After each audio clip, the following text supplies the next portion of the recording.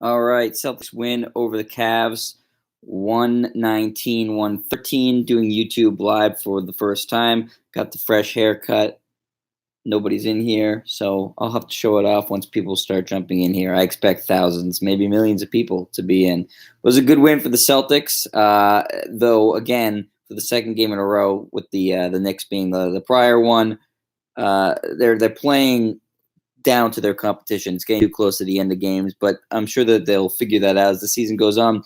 The most impressive person of the night, obviously, Gordon Hayward, without a doubt, looked like the Gordon Hayward that everybody was hoping was going to be here when they signed him as a free agent.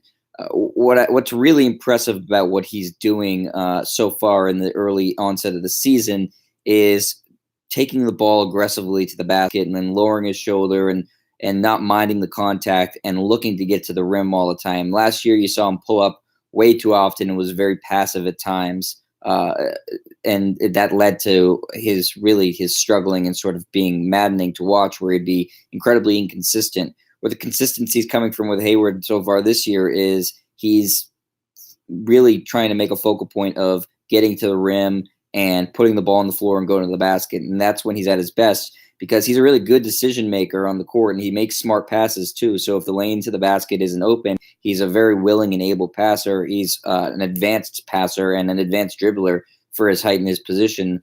So the Celtics are really benefiting from Hayward being an aggressive version of himself, and that's opening up guys for a lot of other things. He also came in clutch with a huge rebound to end the game, rebound and putback, something I don't think you would have saw from him last year. Again, that's all about rushing to the basket and being aggressive, not minding to put sort of tension on that broken ankle or looking to create any sort of contact. That's a physical, aggressive play. And that's what you want to see from Gordon Hayward going forward. And what we've seen really through the first 6 or 7 games this season is Hayward being really aggressive and heading to the basket and making really smart decisions when to pass and when to pull up and shoot. Some of those nice pull-ups you saw, and you saw Tommy Heinsohn talking at halftime about Hayward's got sort of an old school game, and obviously Tommy knows what he's talking about as an old school guy.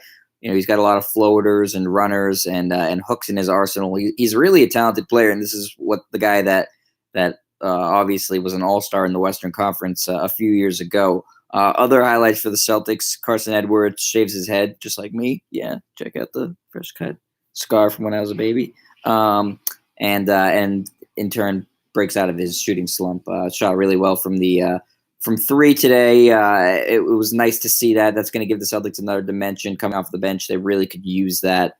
Tatum was solid again. Kemba Walker came in clutch with a big 3 towards the end of the game and had just another casual 25. No problem for Kemba Walker. You always expect him to be good. Daniel Tyson and Robert Williams did a really good job defensively, protecting the rim. And did a nice job on the boards as well. Both of those guys have played really well on the defensive side of the ball, which is really all the Celtics need them to do. You're not asking Robert Williams or Daniel Tice to even have to give you 10 points in a game.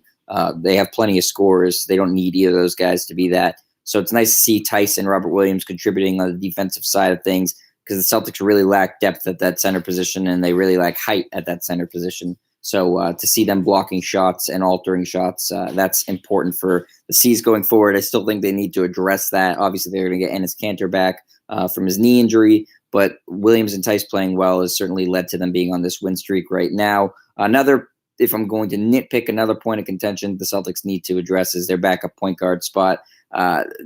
Smart can sort of slide into that when Jaylen Brown comes back, but it's too much Brad Wanamaker. He's an emergency point guard, and it's not gonna work for him to be the real true backup to Kemba Walker. That's just not something that's sustainable in the long term. But overall, nice win for the Celtics again as they continue their winning streak. I will try to do this again when they play Charlotte, and I'm sure they'll beat them there. So I hope everybody enjoyed it. I hope everybody likes a new haircut. I will see you later.